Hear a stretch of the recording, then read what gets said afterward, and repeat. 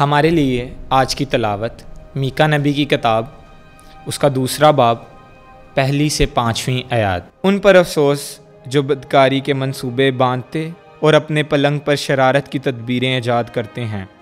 وہ صبح ہوتے ہی انہیں عمل میں لاتے ہیں کیونکہ یہ ان کے اختیار میں ہیں۔ وہ لالچ کر کے کھیتوں کو ضبط کرتے اور گھروں کو چھین لیتے ہیں۔ وہ آدمی اور اس کے مکان پر مرد اور اس کی میراث پر ظلم کرتے ہیں۔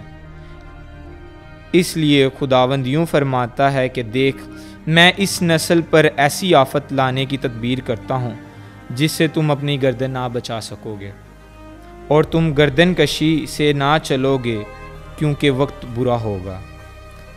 اس روز تم پر ایک مثل لائی جائے گی اور ایک پردرد مرثیہ گایا جائے گا، اور کہا جائے گا کہ ہم بالکل ہلاک ہو گئے ہیں، میری امت کا بکھیرا بدل گیا ہے، وہ مجھ سے کیسے جدا ہو گیا ہے، ہمارے کھیت باغی کو بانٹ دیے گئے ہیں، اس لیے تیرا کوئی نہ ہوگا جو خداوند کی جماعت میں پامائش کی ڈوری ڈالے۔